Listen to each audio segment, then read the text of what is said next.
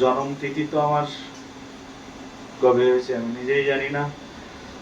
তার কারণ দেহের জন্ম হয়, আবার দেহের মৃত্যু হয়ে যায়, আবার কয়েকদিন পরে দেহের জন্ম হবে, আবার কয়েকদিন পরে দেহের মৃত্যু হয়ে যাবে, পুনর দেহের জন্ম মৃত্যু হবে।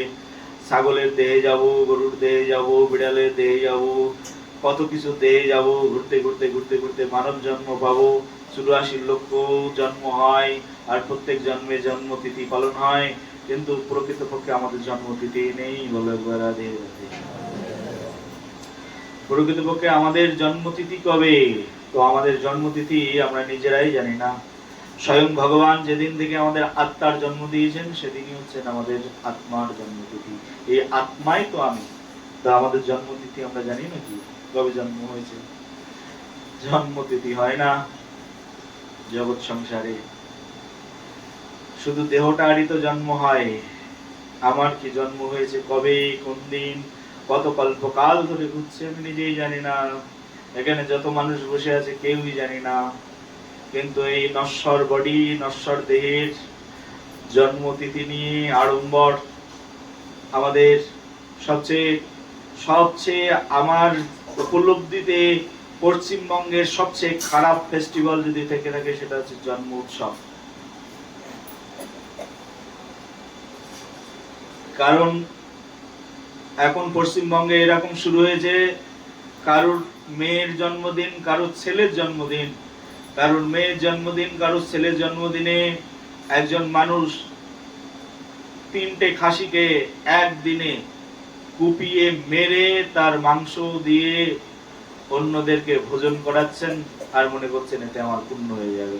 রক্তে রঞ্জিত হস্তে পুণ্য উপার্জনের চেষ্টা, ধর্ম নষ্ট হয়ে গেল। জন্মতিথি উপলক্ষে আমাদের পশ্চিমবঙ্গের শহরগুলোতে এরকম হয়েছে, আমি বিভিন্ন জন্ম উৎসবে যাই জন্মতিথিতে।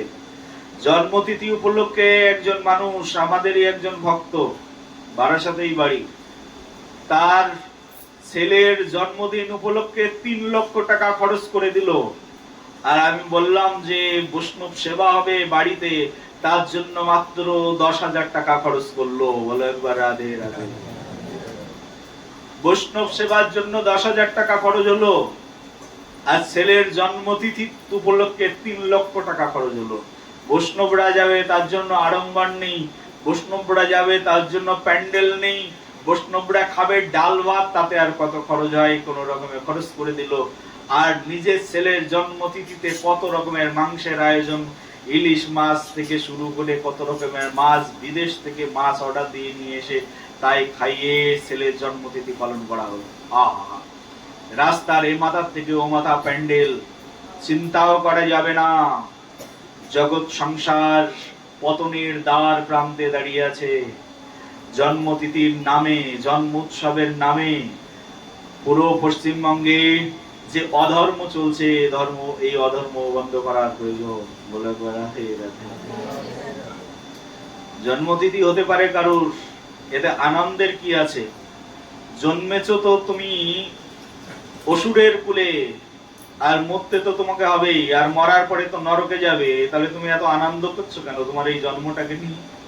আনন্দের তো কিছু নেই।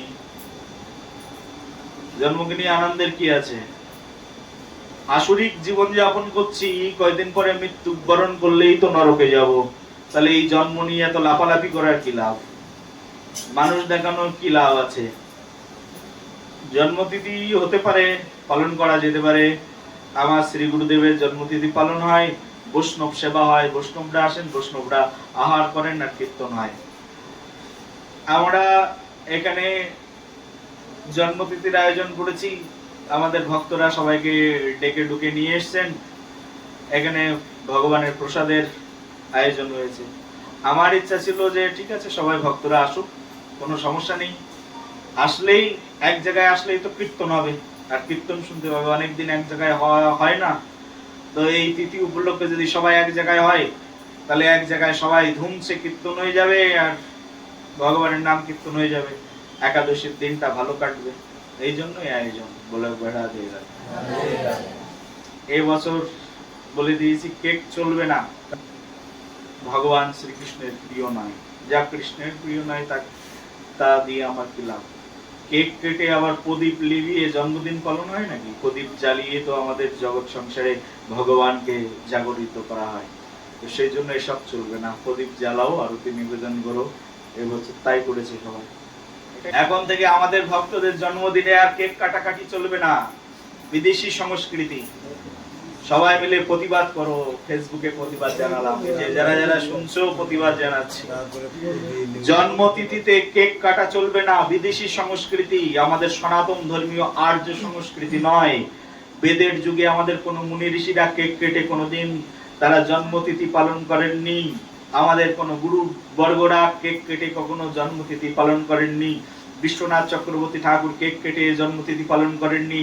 নরোত্তম দাস ঠাকুর কেক কেটে জন্মতিথি পালন করেননি। গোবিন্দ দাস ঠাকুর কেক কেটে জন্মতিথি পালন করেননি। নিত্যানন্দ প্রভু, অদ্বৈত প্রভু, গদাধর প্রভু তারা কেক কেটে জন্মতিথি পালন করেননি। ষড় গোস্বামীগণ, গোপাল ভট্ট গোস্বামী, রঘুনাথ দাস গোস্বামী আদি আমাদের যত গোস্বামী, রূপ গোস্বামী আদি গোস্বামীগণ কেউ কেক কেটে জন্মতিথি পালন করেননি। আমরা বৈষ্ণবরা কেক কেটে জন্মতিথি আর পালন করব না। বলে একবার রাধে রাধে। আগে এক সময় করতাম, আমরা এখন আর করব না। বলো একবার রাধে রাধে।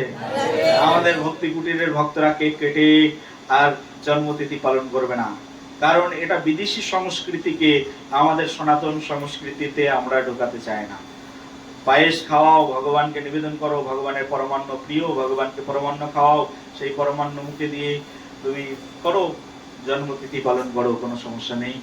ভগবানের প্রিয় শাক শুক্তা, নলিতা, কুষ্মাণ্ড, ডালি, ডালনা, দুগ্ধ তম্বি, দধি, মোচাখণ্ড অনেক রকম রান্না করো, 56 ব্যঞ্জন রান্না করে ভগবানকে সুন্দর করে খাওয়াও, সেই প্রসাদ পেয়ে তুমি জন্মতিথি পালন করো। এটা ভালো কিনা? বলো একবার রাধে রাধে। জন্মতিথি এইভাবেই পালন করতে হবে। প্রদীপ লিভিয়ে নয়, প্রদীপ জ্বালিয়ে জন্মতিথি পালন। প্রদীপ জ্বালাও, ধান আর দুর্বা রাখো, বৈদিক সংস্কৃতি। ধান দুর্বা মাথায় দিয়ে আশীর্বাদ করো, আর সেই আশীর্বাদ দিয়ে বৈষ্ণবের আশীর্বাদ নিয়ে জন্মতিথি পালন করো। কারো জন্মতিথি হোক আর যে তিথি হোক, এইভাবে পালন করা উচিত। বলে একবার রাধে রাধে। আজ থেকে ব্যান্ড বন্ধ ডাকলাম আমরা।